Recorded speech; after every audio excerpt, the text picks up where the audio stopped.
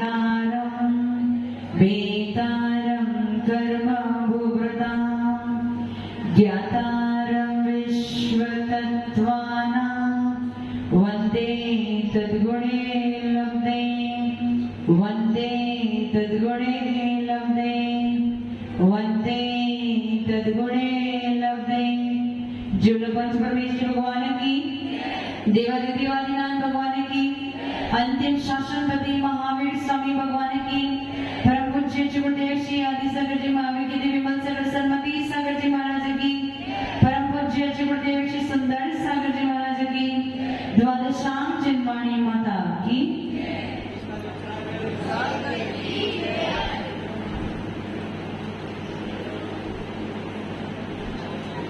कल हम मिश्र प्रकृति के बारे में चर्चा चल रही थी। गुणस्थान कितने होते हैं? सब लोग अपनी बातों को बंद कर देंगे, इधर ध्यान देंगे। गुणस्थान कितने होते हैं? 14। गुण की अपेक्षा जो जीवों के स्थान होते उसे गुणस्थान कहते हैं। 1 से लेके 10वें गुणस्थान का निर्णय कौन करता है? पता ही नहीं आपको? बच्चों को पता है, आपको नहीं पता। 1 से लेके 10वें गुणस्थान का निर्णय कौन करता है? मोहिनिया कर्म। और उसके आगे 14वें गुणस्थान तक का निर्णय आपका योग करता है। तो जब गुणस्थान की परिभाषा लिखते हैं तो क्या बनाएंगे? मोह और योग, मोह और योग के निमित्त से जो जीवों के परिणाम विशेष बनते हैं,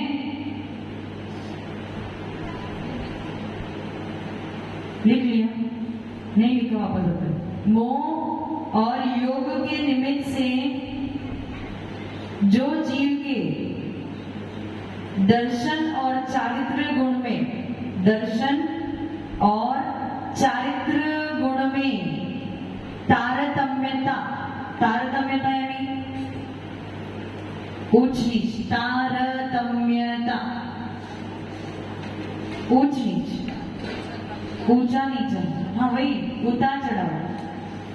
मोह और योग के निमित्त से जीव के दर्शन और चारित्र गुण में जो तारतम्यता होती है उसे गुणस्थान कहते हैं। लिख लिया? आपके पास गुणस्थान है? आपका गुणस्थान है? नहीं है? हाँ डॉक्टर साहब, कौन सा गुणस्थान है? पहला गुणस्थान है। पक्का मिथ्यादृष्टि हो? हाँ, इन प्रोसेस है, चल रहा है काम। मिथ्यात्व का त्याग अभी पूर्ण तरीके से नहीं हुआ।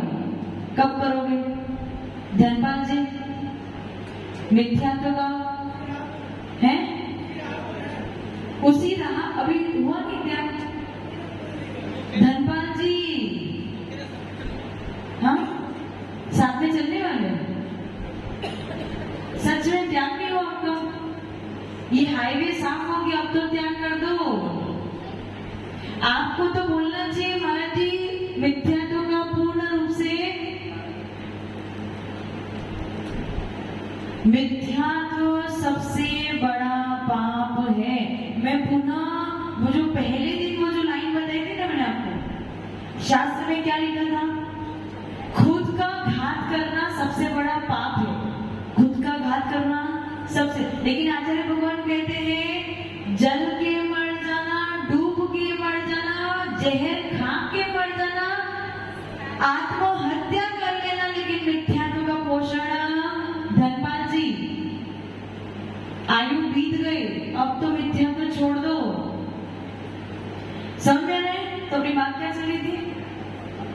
गुणस्थान। हाँ, आपका गुणस्थान है योगिता आंटी, गुणस्थान है आपका? कौन सा गुणस्थान है? कितने कॉन्फिडेंटली कह ले हमारा पहला गुणस्थान है। ये पहला फर्स्ट रैंक नहीं, ये लास्ट रैंक है। अभी मिथ्या छूटा नहीं है, एटलीस्ट अपने श्रद्धा में तो लाओ। हाँ पुष्पा जी, मिथ्या तो त्याग है, एटलीस्ट व्यवहार में तो त्याग करो। पुष्पा जी क्या कह रहे हैं? व्यवहार में सच्चे देव, सच्चे शास्त्र, सच्चे गुरु और उनको मानने वालों के अलावा और किसी के पास इतना भी आपने नियम ले लिया तो आपका व्यवहार से तो मिथ्यात्व त्याग हो जाएगा। समझ में आ रहे हैं? इतने कॉन्फिडेंटली खुशी खुशी कह रहे हमारा पहला गुणस्थान। बताओ अमित जी, गुणस्थान ही नहीं है। गुणस्थान किसका नहीं होता है? सिद्धों का गुणस्थान नहीं होता। बाकी सबका, जितने संसारी जीव हैं उनका कोई ना कोई गुणस्थान तो। अमित जी कौन सा गुणस्थान है? ये भगवान, कितने दिन हो गए? कितने दिन हो गए? मेरे को लगता है जब से हमने एग्जाम कब दी थी, 12 तारीख को एग्जाम दी थी, उसके बाद से चालू है। और आज क्या तारीख है? 26। इतने दिन हो गए मिथ्यात्व को सुनते सुनते। अभी भी आप सब यही कह रहे हो पहले गुणस्थान में, वो भी खुशी खुशी है। धीरे धीरे राह पे कितनी देर लगेगी और राह पे आने के लिए? 1 मिनट रुको, धनपाल जी को माइक देना जल्दी।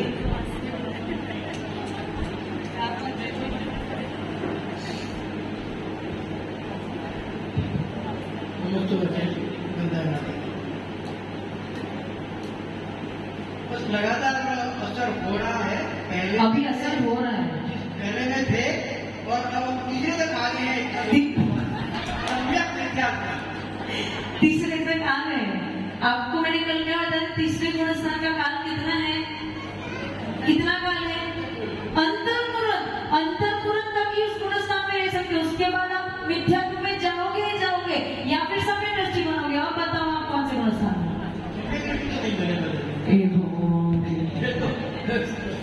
तो बनना है कि नहीं बनना है? कब बनोगे? लगातार वो लक्ष्य कब प्राप्त करोगे? हम चले जाएंगे उसके बाद। उसके बाद तो भूल जाना, आपको कोई धक्का लगाने वाला भी नहीं होगा।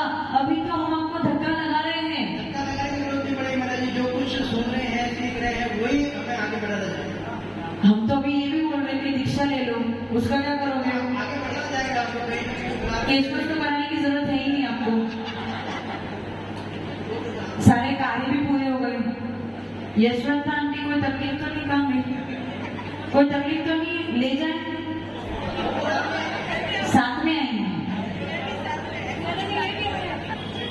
पुनीत जी मना नहीं करेंगे, धर्मात्मा है वो तो। पुनीत जी मना नहीं करेंगे ना? क्या क्या बाकी है? रिटर्न जॉब चल रहा है, रिटायरमेंट बाकी है। हमारी भी जॉब चल रही थी, हम भी रिजाइन करके आ गए थे। क्या करना जॉब का? हो गया काम पूरा। परिवार संभालना था, परिवार को संभाल दिया। पुनीत जी की शादी करा दी, उनके बच्चे हो गए, सब काम पूरा हो गया। अच्छा, इसीलिए। हाँ, कितना बाकी है? 2 महीने। 2 महीने? हाँ, तो बस हमारे चतुर्मास तब तक हो जाएगा। देखो हमारे चतुर्मास अभी 2 महीने पूरे होने आए हैं, 3 महीने हैं। 2 महीने में आपका रिटायरमेंट हो जाएगा। 1 महीना आपके पास शेष रहेगा हमारे चतुर्मास। बस आप 1 महीना हमारे साथ में। मेरा काम तो नारियल देने का है, मैं गुरुदेव ने बताया वो तैयार है। वो तो पहले रिटायरमेंट हो चुकी। चलो, गुणस्थान पहला है। आपको पता है अन्य भाषाओं में हम कहते हैं गाली देना बहुत बुरी है, गाली नहीं बोलनी चाहिए, गाली देने से सामने वाले की अपमान होता है।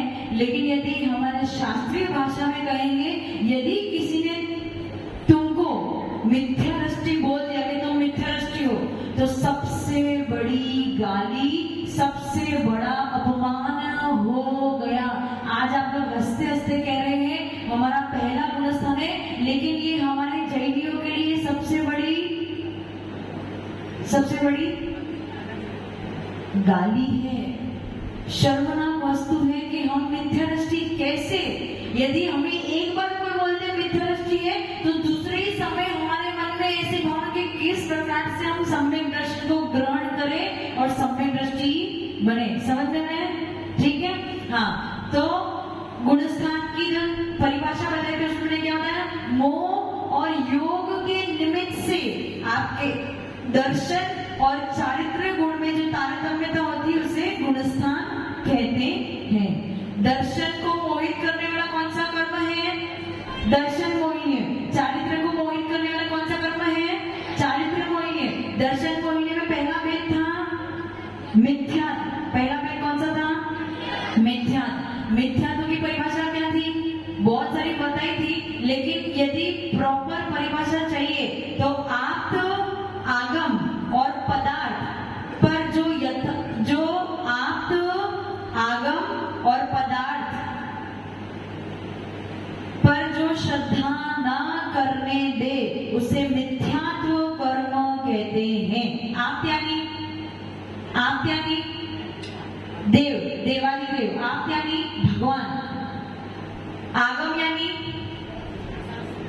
यानी शास्त्र, आगम यानी भगवान की वाणी, आप आगम और पदार्थ, पदार्थ यानी वस्तु, वस्तु का जैसा स्वरूप है वैसा जो श्रद्धा ना करने दे वो कौन है? मिथ्यात्व। समझ में है? कल आपको विक्की भैया ने एक प्रश्न पूछा था, किसी को याद हो तो, उन्होंने क्या प्रश्न पूछा था कि सीता ने कौन सी आरिका माता जी के पास से दीक्षा ली थी? तो उत्तर क्या मिला था? पृथ्वीवती माता जी। अब आगम क्या कह रहे हैं कि सीता की अग्नि परीक्षा हुई थी, अग्नि परीक्षा हुई थी, ये लिखा है, ये सत्य है। जब राम को किसी ने आके ये कहा कि आपने सीता को इस प्रकार से स्वीकार कैसे कर लिया, वो तो रावण के पास रह के आई है, तो उसकी शील की परीक्षा लेनी चाहिए, नहीं तो समाज में क्या हो जाएगा? गलत प्रचार प्रसार हो जाएगा। तो राम ने क्या किया?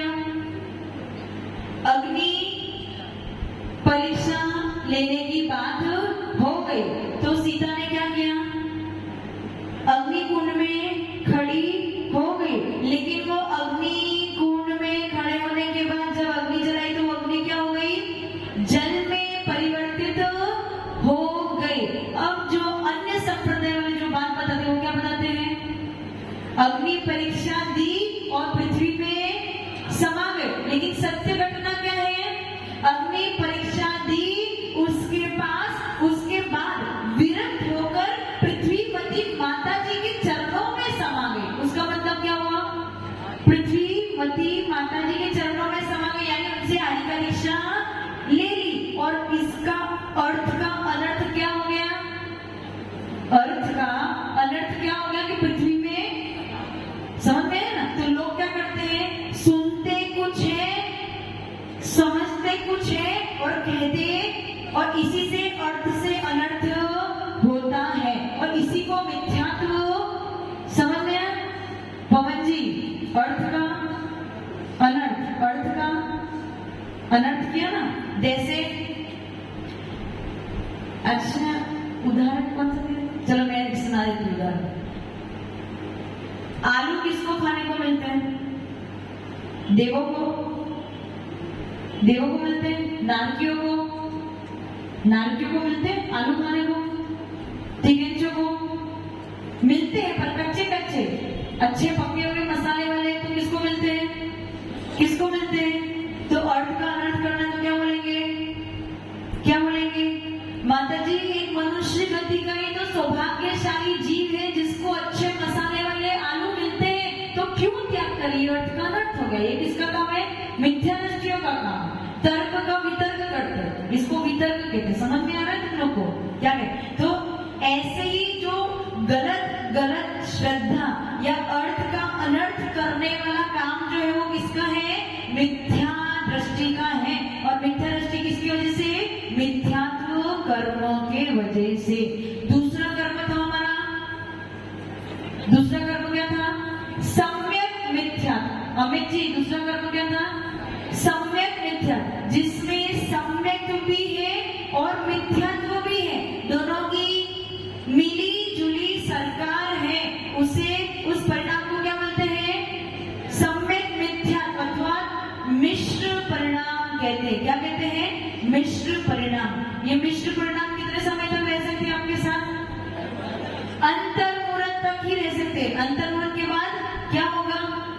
आपके साथ क्या होगा? आप कहां जाओगे? कहां जाओगे? मिथ्यात्व में जाओगे अथवा सम्यक् में? मिश्र परिणाम वाला गुणस्थान कौन सा है? कौन सा गुणस्थान है? तीसरा। यदि वो मिथ्या दृष्टि बन जाए तो कहां चला जाएगा? पहले में। यदि सम्यक दृष्टि बन जाए तो कौन सी गुणस्थान में चला जाएगा? चौथे में। किस में जाएगा? याद रह रहा है? आपको समझ में आ रहा है? इसको अच्छे से दिमाग में बिठा दो, क्योंकि अब तक जो मैंने आपको पढ़ा है ना मिथ्यात्व के बारे में, उसको लेके 50 मार्क्स का आपका पेपर तैयार हो चुका है। तो मिथ्यात्व सबसे ज्यादा इंपॉर्टेंट है, इसलिए ये मत सोचना आपका रिवीजन क्लास इस बार होने वाला है, भूल जाना। और सारे प्रश्न पजल वाले ही है, दिमाग से उत्तर देना है। मिथ्यात्व को लेके ही आपको 50 मार्क्स आपके मिथ्यात्व के रिलेटेड ही है, इसलिए एग्जाम अच्छे से देना तो अच्छे से पढ़ लो, नहीं तो रिवाइज कर लेना अपने आप ही। यूट्यूब वीडियो देख के रिवाइज कर लेना। तो मिश्र परिणाम वाले का गुणस्थान कौन सा होगा? तीसरा। यदि वो मिथ्या दृष्टि बन जाती तो कहां जाएगा? पहले गुणस्थान में। यदि वो सम्यक दृष्टि बन जाती तो कहां जाएगा? चौथे गुणस्थान में। और कल मैंने जो उदाहरण दिया था, कौन सा उदाहरण दिया था? दही और गुड़। दही कैसा है? खट्टा। गुड़ कैसा है? मीठा। दोनों को मिश्रित कर दो तो ना खट्टा है ना मीठा है। उसी प्रकार से जहाँ पे ना ही सम्यक के पूर्ण परिणाम है ना ही पूर्ण मिथ्यात्व के परिणाम है, जहाँ पे मिले जुले परिणाम है, उसे मिश्र परिणाम कहते हैं। क्या कहते हैं? मिश्र परिणाम। अब इस गुणस्थान की कुछ विशेषताएं लिख लो।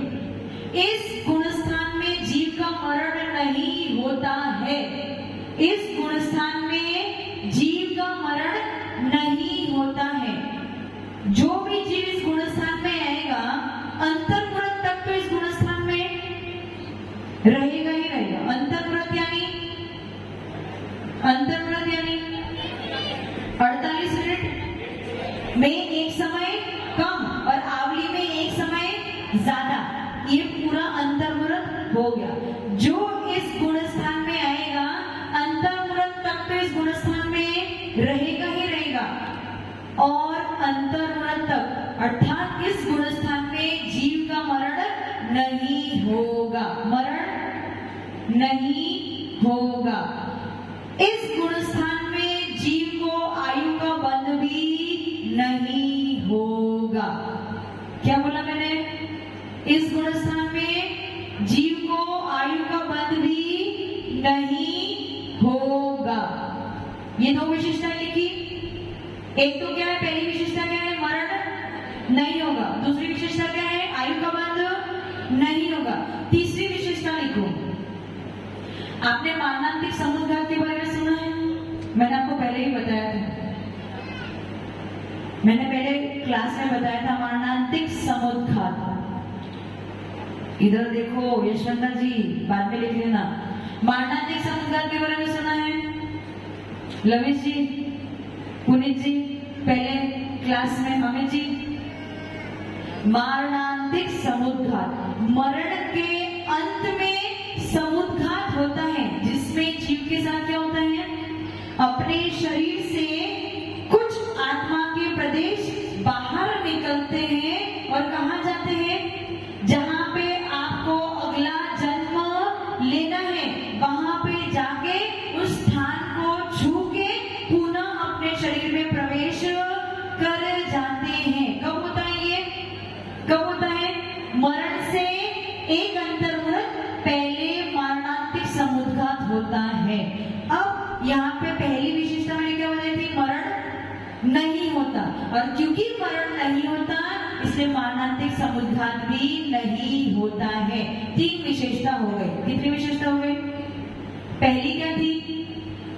मरण नहीं होता। दूसरी क्या थी?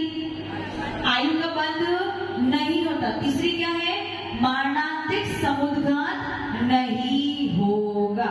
समझ में आ गया? समझ में आ रहा है? किसी को प्रश्न पूछना है?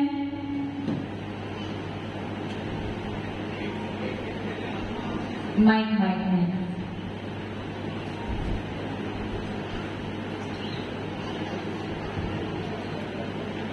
मनुष्य की ट्यूब हो जाती है तो उसमें एक मिनट पहले तो उसकी आत्मा उसके शरीर से निकल जाती है, तो वो आपने कहा कि उसका दूसरा जन्म होता है, तो उस जन्म मारणांतिक समुद्घात में क्या होता है, जैसे जीव अब मरने वाला है पर मरने से पहले उसके अंतरंग में कुछ विशेष इच्छा उत्पन्न हुई। कौन सी इच्छा? अगला स्थान क्या होगा इसको जानने की विशेष तीव्र इच्छा जिसके मन में उत्पन्न हुई, वो जीव क्या करेगा? वो जीव के साथ ऐसा होगा, उसका शरीर तो कहाँ पे है? यहीं पे है। उसके शरीर में से कुछ आत्मा के विरुद्ध सारे निकल गए तो क्या होगा? जीव मर जाएगा, लेकिन सारे नहीं निकलेंगे। कुछ आत्मा के प्रदेश शरीर से बाहर निकलेंगे। कहाँ गमन करेंगे? जहां पे उसे अगला जन्म लेना है वहां जाके उस स्थान को अपनी आत्मा के द्वारा छू के पुनः वापस लौट के शरीर में ही प्रवेश कर जाएगा। कनेक्शन टूटेगा। कनेक्शन टूटने वाला वाईफाई या ब्लूटूथ कनेक्शन नहीं है, वायर्ड कनेक्शन है। कैसा? वाईफाई और ब्लूटूथ कनेक्शन नहीं है। कैसा कनेक्शन है? वायर्ड कनेक्शन है। आपका शरीर यहाँ पे है, आपके आत्मा के कुछ प्रदेश यहाँ पे है और कुछ प्रदेश कहाँ गमन कर रहे हैं? अगले स्थान पे। तो दोनों के बीच में कनेक्शन रहेगा, टूटेगा? ऐसा हो सकता है कि आपके आधे आत्मा के प्रदेश यहाँ रहे और आधे कहीं और चले, जैसा हो सकता है क्या? ऐसा 3 काल में भी नहीं हो सकता है। चिपकली होती ना, चिपकली की अगर पूछ कट जाए तो थोड़े समय तक वो तो उस पूछ में उसके आत्मा के प्रदेश के बिना वो हिल नहीं सकते। और आधे बॉडी पार्ट में भी आत्मा के प्रदेश है, तो दोनों में कट लग गया मतलब दोनों अलग हो गए। तो क्या आत्मा के प्रदेश भी अलग हो गए क्या? चिपकली की पूछ में थोड़े प्रदेश और थोड़े प्रदेश इधर और बीच में कोई कनेक्शन नहीं है। ऐसा होता है क्या? ऐसा होता है। आपको समझ में आ रहा है मैं क्या कह रही हूँ? जो चिपकली होती है, यदि उसकी पूछ कट जाए, थोड़े समय तक उसकी पूछ हिलती रहती है, तो बिना आत्मा के प्रदेश वो पूछ नहीं हिल सकती। तो आत्मा के प्रदेश पूछ में भी है और चिपकली में भी है। अब दोनों पार्ट तो अलग है, तो दोनों में कनेक्शन है कि नहीं है? कनेक्शन है कि नहीं है? ऐसा हुआ कि उसकी आत्मा के प्रदेश आधे तो इधर चले गए और आधे इस बॉडी में रह गए। ऐसा हो सकता है क्या? ऐसा 3 काल में नहीं हो सकता। आत्मा पूरी एक दूसरे से कनेक्टेड है, लेकिन पुद्गल शरीर जो है वो अलग हो गया है। और धीरे धीरे क्या होगा? उसकी पूंछ में से आत्मा के प्रदेश सिकुड़ते हुए कहाँ पे आ जाएंगे? कहाँ पे आ जाएंगे? उसके ओरिजिनल शरीर में आ जाएंगे। समझ में आ रहा है? कभी कभी ऐसा होता है जिसका बहुत भयानक एक्सीडेंट होता है, यदि उसमें कोई आंग उपांग, डॉक्टर साहब को पता होगा, शायद पिन जी को पता होगा, पुनी जी, आंग उपांग नहीं पता होगा, आंग उपांग कट जाते हैं तो थोड़े समय तक वो आंग उपांग भी तड़फड़ाते हैं। तो वो तड़फड़न है।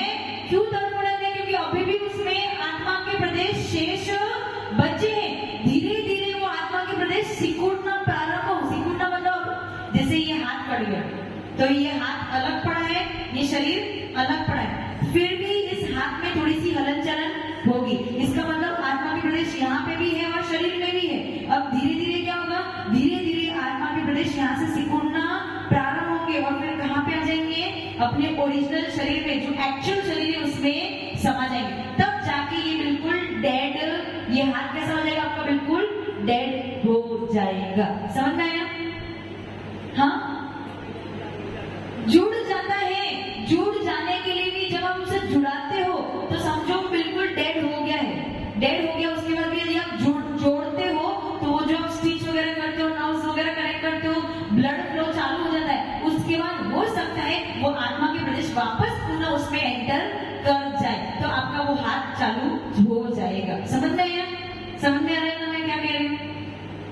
समझ में आ रहा है? जैसे जैसे आपका शरीर बढ़ता है, आपके आत्मा के प्रदेश फैलते हैं। जैसे जैसे आपका शरीर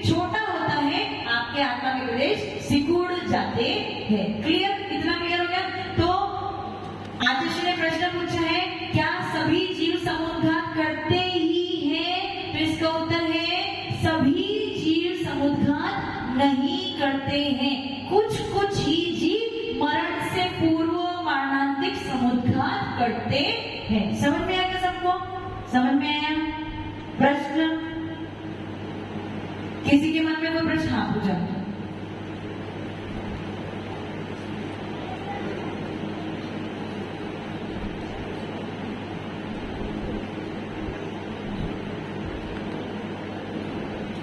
नमस्कार आचार्य श्री वंदना मैडम, मैं ये पूछना चाह रही थी मतलब वो ऐसे कौन से जीव होते हैं जो स्पेशली मरणांतिक समुद्घात करते हैं और उसके बाद मतलब अपने अगले भाव की इच्छा रखना कि मतलब अगले भाव में हम क्या करेंगे, वो उसके वही मरणांतिक समुद्घात करते हैं, तो वो सही है या गलत है?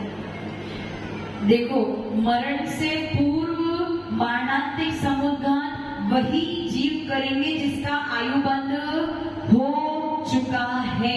सभी जीव मरणांतिक जिनका आयुबंध बिल्कुल अंत में मरण करते करते जिनका आयुबंध हो रहा है उनका मरणांतिक समुद्घात नहीं होगा, लेकिन जिन्होंने पूर्व में आयुबंध कर लिया है उनका ही मरणांतिक समुद्घात हो सकता है। और ये नॉर्मल सी बात है कि हम अगले जन्म में कहाँ जाएंगे, इस बात की उसको तीव्र इच्छा उत्पन्न हुई और उसने मरणांतिक समुद्घात कर लिया, लेकिन सारे जीव करेंगे ऐसा जरूरी नहीं है। कोई ऐसा विकल्प उत्पन्न हो जाता है ना, कोई ऐसा एक विशेष कोई विकल्प उत्पन्न हो जाता है, तो बस ऐसा विकल्प उत्पन्न हो गया तो उसने मरणांतिक समुद्घात कर लिया, पर मरण से एक अंतर्मुहूर्त पहले। समझ में? 8वीं गुणस्थान।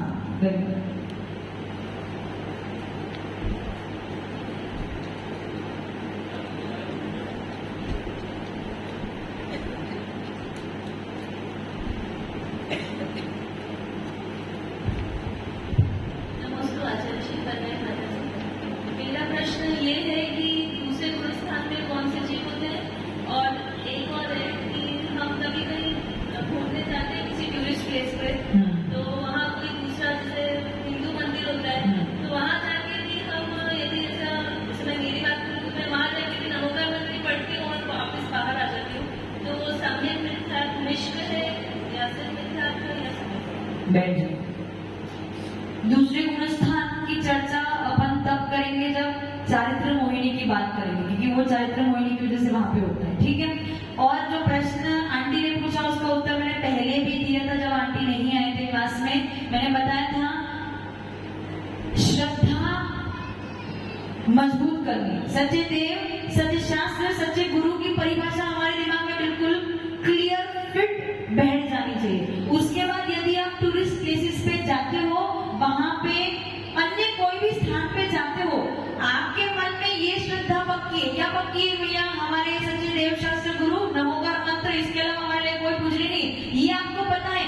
लेकिन आपके साथ जाने वाले जो अन्य लोग हैं उन्हें इस बात की अभी खबर नहीं है। आपके साथ अन्य जाने वाले, आपके परिवार वाले लोग, आपके बच्चे, हो सकता है वो आपकी क्रिया को देख के कुछ गलत मान बैठे और वो मिथ्यात्व की राह पे चले जाए। यदि आपकी श्रद्धा मजबूत है तो आप सम्यक दृष्टि हो, यदि आपकी श्रद्धा वहां पे डगमगाती है तो आप मिथ्या दृष्टि बन जाओगे, और यदि आपकी उस समय वहां पे श्रद्धा है कि ठीक है ये भी भगवान, वो भी सब जैसा विष्णु वाले परिणाम है, तो आप सम्यक मिथ्या दृष्टि होगी। समझ में आ गया?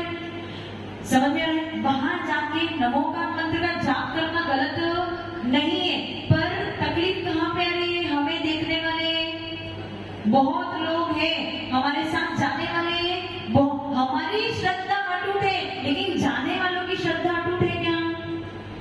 जाने वाले मतलब बाकी सबकी बात नहीं कर रही, अपने लोग जो हमारे साथ में, हमारे बच्चे हैं, पति है, माता पिता है, जो भी जा रहे उनकी श्रद्धा। इसीलिए बहुत सोच समझ के अनायतनों का उपयोग करना। अनायतन यानी कुदेव, कुशास्त्र, कुगुरु और उनको मानने वाले 6 अनायतन होते हैं। कुदेव को मानने वाले, कुशास्त्र को मानने वाले और कुगुरु को मानने वाले। और 3 कौन से? कुदेव, कुशास्त्र और कुगुरु। समझ में आया? समझ में आ रहा है? मैं क्या कह रही हूँ? समझ में आ रहा है? समझ में आ रहा है कि नहीं आ रहा है?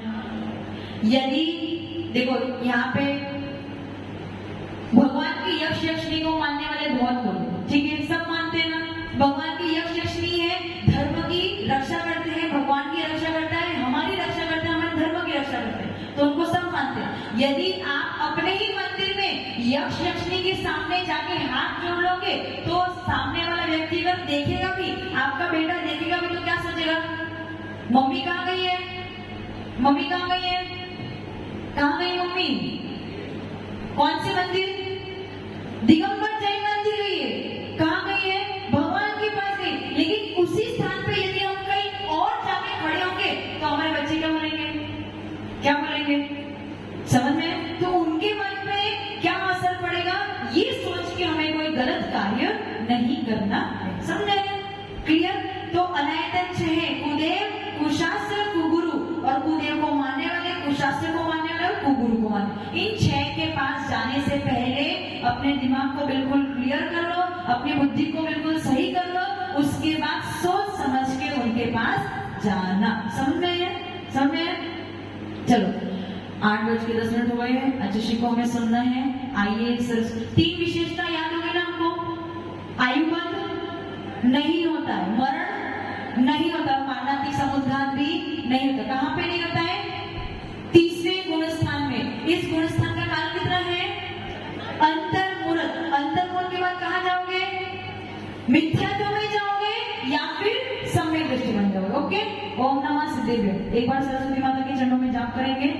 ओम ह्रीं वाग्वादिनी द्वादशांगिनी हंसिगामिनी वीरवादिनी शुद्धतमिका साधिपताय सरस्वतीभ्यो सरस्वतीभ्यो सरस्वतीभ्यो।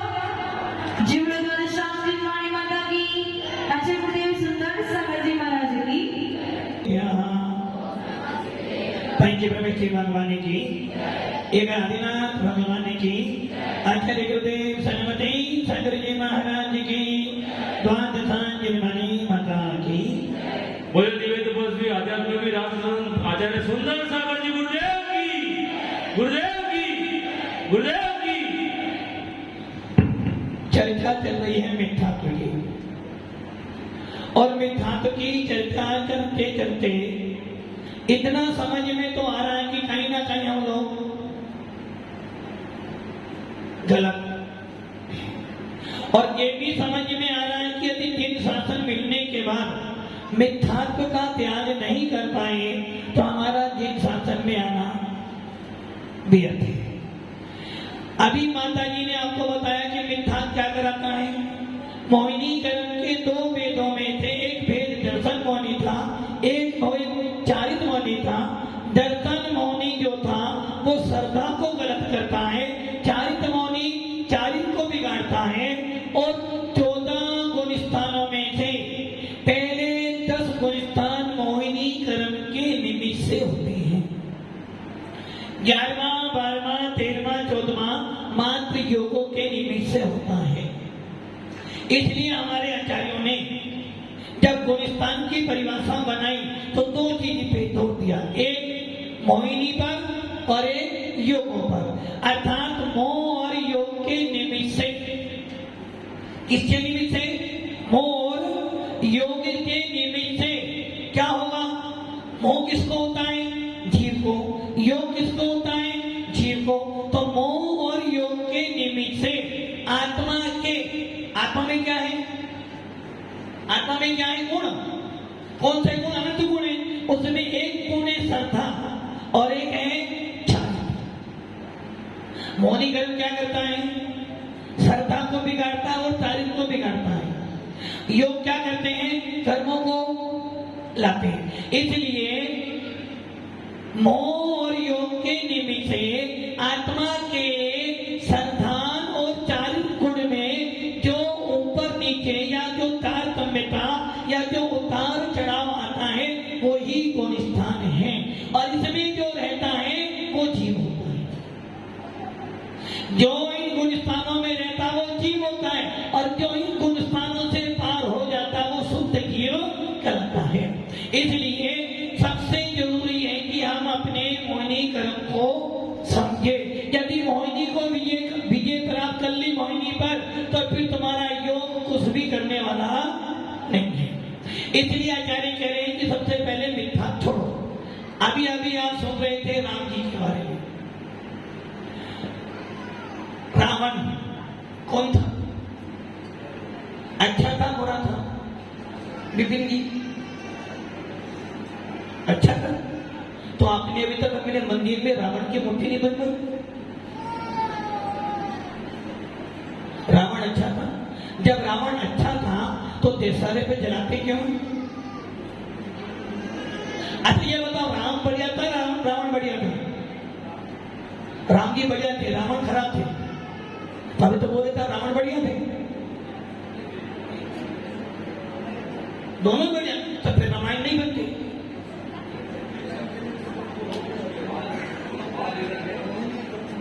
राम और रावण दोनों महापुरुष हैं। राम जी भी, राम तो उसी वक्त से मोक्ष में गए और रावण भी मोक्ष में जाएगा। इसलिए राम भी बुरा नहीं था, रावण भी, बस हमारी दृष्टि बुरी थी जो हमने उसकी बुराइयों को पकड़ लिया। अब आपसे मेरा सवाल है, रावण का नाम क्या था?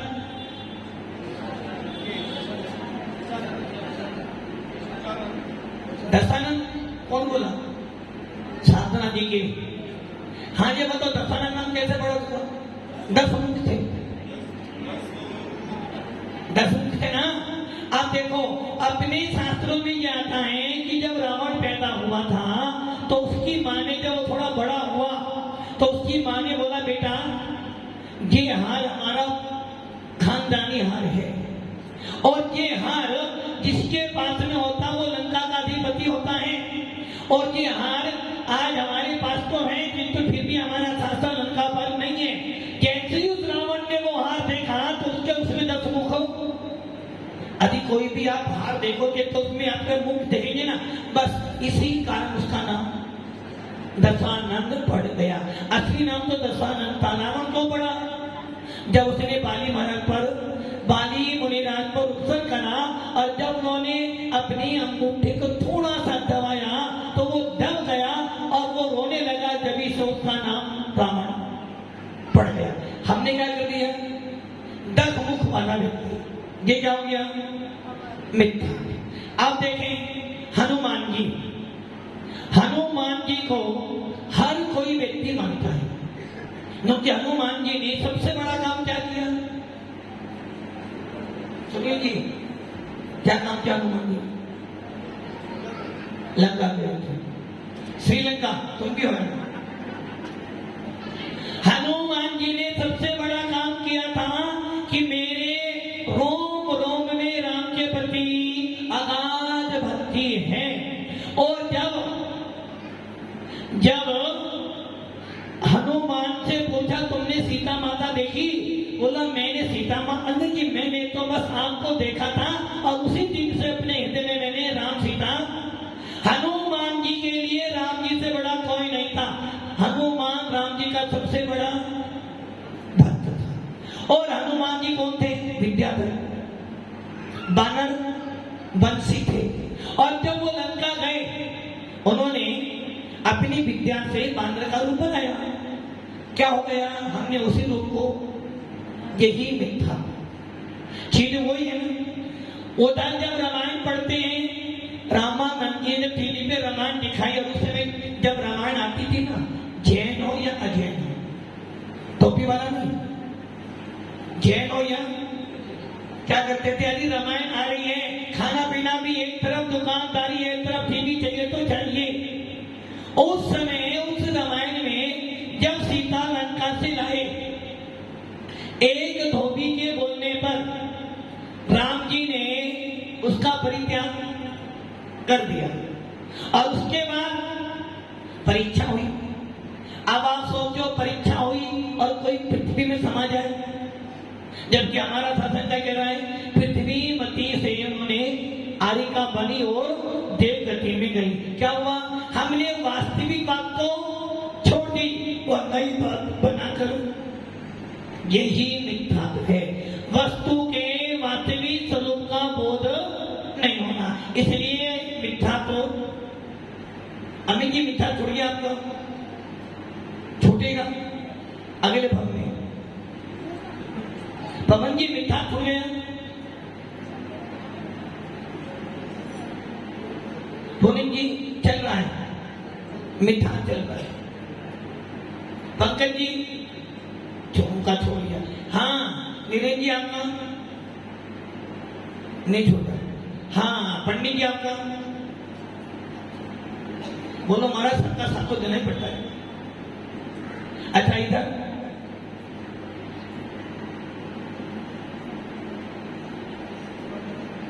चेतना जी आपका चेहरा बता रहा है कि अभी कहीं ना कहीं अंदर। वकील साहब क्या अभी है, टाइम लगेगा किसमें, हमारे को हमारे को समझने के लिए आपको टाइम लगेगा।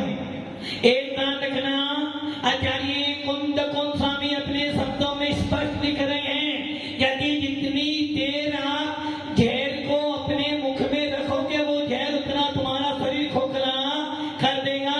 टीवी, वीडियो, मोबाइल और यातायात के जितने भी साधन सब लेते हैं भैया, धूम्रपान करना हानिकारक है, तंबाकू खाना जानलेवा है, कैंसर होता फिर भी खाते हो, और खाते खाते खाते जब फेफड़े खराब हो जाते डॉक्टर कहता अब तो फिर सोचते छोड़े, तो डॉक्टर कहता अब छोड़ने से काम चलने वाला। इसलिए वकील साहब आपका भी केस कोर्ट में पेंडिंग नहीं है, सुनवाई हो रही है, सुनवाई हो रही है, किसी दिन भी खाली उससे पहले अपना अपना मिथ्या को छोड़। अब आ जाओ मिश्र भाव क्या करता है, मौनी के 3 दिन बताए, मिथ्या, मिश्र और सम्यक। मिश्र मतलब मिला जुला भाव। कैसा मिला जुला भाव, यहाँ आए महाराज जी सर्वोपरि है, वहां गए तो महाराज जी तो हैं, ये भी कौन, महाराज जी भी हैं, ये भी हैं, तो समझना ये मिश्र भाव इतना खतरनाक है, इतना खतरनाक है कि आपको ना तो सम्यक दर्शन होने देगा और ना ही मिथ्यात्व में। ये भी ठीक है, वो भी ठीक है, दोनों में से कौन सा बढ़िया है, नहीं दोनों ही, बस यही मिश्र भाव है। और इस मिश्र भाव के कारण, इस मिश्र भाव के कारण आचार्य कहते हैं मिथ्या दृष्टि बन जाओगे भले हो, क्योंकि मिथ्या दृष्टि से ही तो तीसरे में जाओगे ना। यदि आपने मिश्र भाव को प्राप्त कर लिया तो व्यक्ति जल्दी समझने वाला, या तो खड़ा खाली हो या पूरा भरा, और थोड़ा खाली थोड़ा बड़ा हो तो आवाज। तो आपका क्वेश्चन तीसरा या पहला है, तो मुझे लगता है 4 मिनट पहले ही रहेगा। छूटने वाला अमित जी तो मना करे, छूटने वाला नहीं है, नहीं छूटने वाला ना। अच्छा ये बताओ, तुम्हें कोई शत्रु मारने के लिए आए तो उसे कहेगा भाई अभी धीरे धीरे मारो, ऐसे करोगे कम क्या करोगे। और ये मिथ्यात्व में क्या कर रहा है, मिथ्यात्व में मारे तो रहा है ना। इसलिए ये ध्यान रख लेना, बड़े सौभाग्य से आपको चातुर्मास मिला है जिसमें आपको ये पढ़ाई करवा जा रही है। तुमसे हमारा कोई प्रयोजन नहीं है और आपका हमारे से कोई प्रयोजन,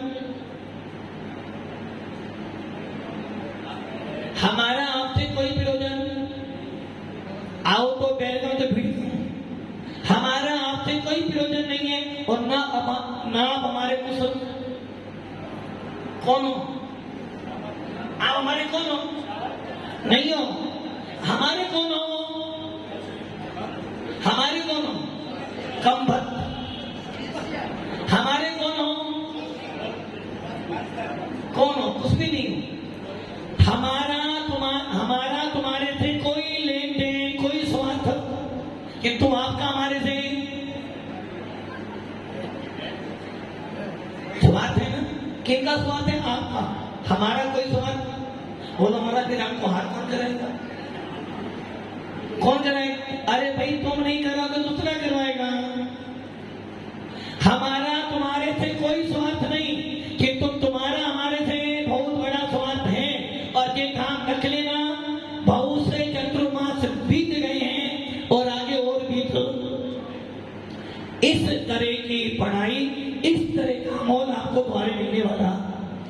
इसलिए इस चतुर्मास में सबसे बड़ा काम कर लो कि हमारा मिथ्या तो टूट जाए और हमें अपने जिन शासन भीतरा शासन पे अटूट अटूट श्रद्धा हो जाए।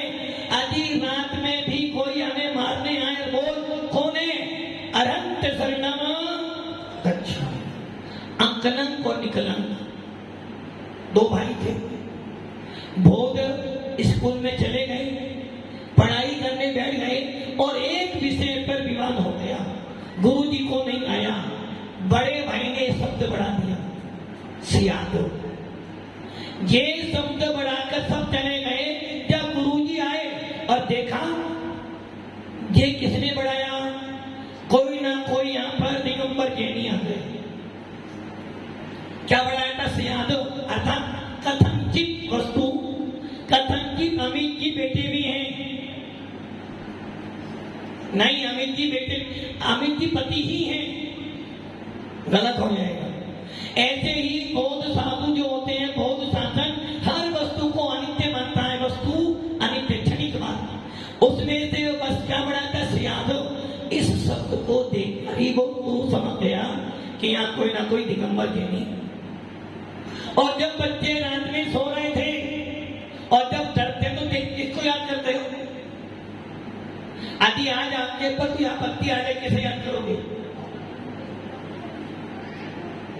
कोई दुख आ जाए सबसे पहले किसका नाम लोगे?